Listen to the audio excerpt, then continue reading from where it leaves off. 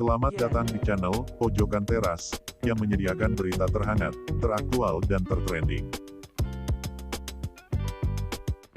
Mahkamah Konstitusi menolak gugatan usia maksimal Capres-Cawapres dan syarat tak pernah melanggar HAM yang berpotensi menghambat Ketua Umum Gerindra Prabowo Subianto sebagai calon presiden dalam Pilpres 2024. Merujuk putusan yang dibacakan di Gedung MK, Jakarta, Senin tanggal 23 Oktober, Prabowo tetap berpeluang menjadi capres pada pemilihan presiden 2024. Dua dari tiga gugatan yang diadili oleh MK, meminta agar batas usia maksimal capres dan cawapres diatur paling tinggi 70 tahun. Satu gugatan lainnya meminta batas usia maksimal 65 tahun.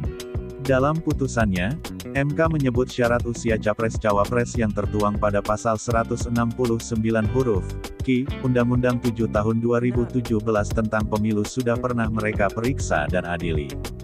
Oleh karenanya, MK menyatakan tiga gugatan tersebut kehilangan objek perkara sehingga tidak dapat diterima. Dalam mengambil putusan ini, MK merujuk putusan mereka terhadap gugatan yang diajukan dua kakak beradik Almas Sakibiru dan Arkaan Wahyu, terkait batas minimal usia capres-cawapres. Terhadap gugatan Almas dan Arkaan, MK memutus bahwa pasal 169 huruf Q tidak melanggar konstitusi selama dimaknai, siapapun yang berusia di bawah 40 tahun tapi pernah atau sedang menduduki jabatan publik yang dipilih melalui pemilu. Di sisi lain, pada putusan MK terhadap gugatan Almas dan Arkaan itu, MK tidak menambah syarat usia maksimal capres-cawapres. Dalam kata lain, MK mempertahankan pasal 169 huruf Q yang tidak mengatur syarat usia maksimal capres-cawapres. Sesuai putusan MK tersebut, Prabowo tetap berpeluang berkompetisi dalam Pilpres mendatang. Syarat soal pelanggaran HAM. Dalam sidang yang sama, MK mengeluarkan putusan terhadap gugatan soal syarat capres-cawapres yang tertuang pada pasal 169 huruf D, Undang-Undang Pemilu yang berbunyi, tidak pernah mengkhianati negara serta tidak pernah melakukan tindak pidana korupsi dan tindak pidana berat lainnya. Tiga pemohon, yaitu Wiwit Arianto, Rahayu Fatikasari, dan Rio Saputro menggugat pasal itu. Mereka beralasan, pasal tersebut tidak mengatur secara rinci dan jelas mengenai tindak pidana berat lain yang tidak boleh dilakukan capres-cawapres. Pemohon berargumentasi pasal tersebut bertentangan dengan UUD terutama pasal 28 yang memuat banyak mengenai perlindungan hak asasi manusia. Mereka juga mengatakan, bahwa kasus penculikan tahun 1997 sampai tahun 1998 telah menjadi bagian dari 12 kasus pelanggaran HAM berat masa lalu yang diakui pemerintah. Karena ketidakjelasan itu, menurut para pemohon, pasal tersebut menimbulkan kekaburan dan tidak memenuhi asas kepastian hukum.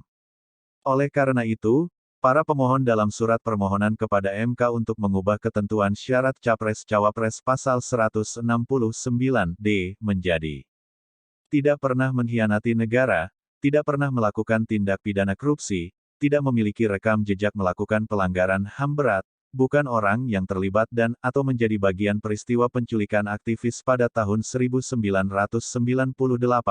bukan orang yang terlibat dan atau pelaku penghilangan orang secara paksa, tidak pernah melakukan tindak pidana genosida, bukan orang yang terlibat dan atau pelaku kejahatan terhadap kemanusiaan dan tindakan yang anti-demokrasi, serta tindak pidana berat lainnya. Permohonan perubahan pasal ini kembali menyorot sosok Prabowo Subianto, yang menurut dokumen rahasia Amerika Serikat memerintahkan penghilangan aktivis 1998. Namun, gugatan ini disebut Waketum Gerindra sebagai aneh karena sifatnya khusus. Ini aneh, petitum yang sangat aneh soal undang-undang kok mencantumkan hal yang bersifat khusus. Ini orang nggak mengerti hukum, jangan-jangan yang mengajukan permohonan ini, kata Habibur Rahman seperti dikutip dari Kompas. Ia menyatakan, UUD 1945 hanya mensyaratkan agar capres-cawapres berkelakuan baik dan tidak memberi pengaturan spesifik. Secara umum siapapun yang daftar sebagai capres, ada persyaratan tidak pernah melakukan perbuatan tercela, katanya. Pada putusannya, MK menolak gugatan tersebut dengan pertimbangan, memperluas pemaknaan pasal 169 huruf D, justru dapat melemahkan kepastian hukum yang sudah ada dan melekat pada norma pasal tersebut.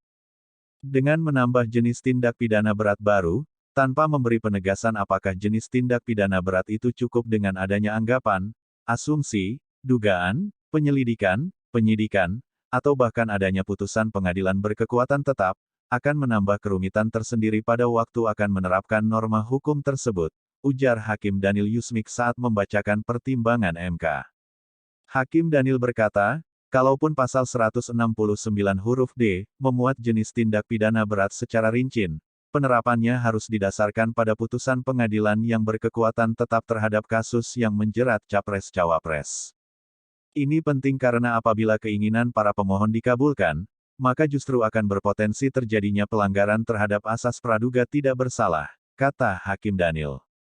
Putusan ini secara tidak langsung juga merujuk isu pelanggaran HAM yang selama ini dilekatkan kepada Prabowo.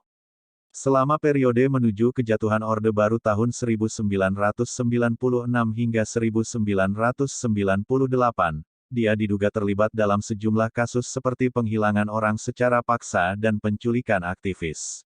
Namun seluruh tuduhan dan dugaan itu tidak pernah diadili di pengadilan.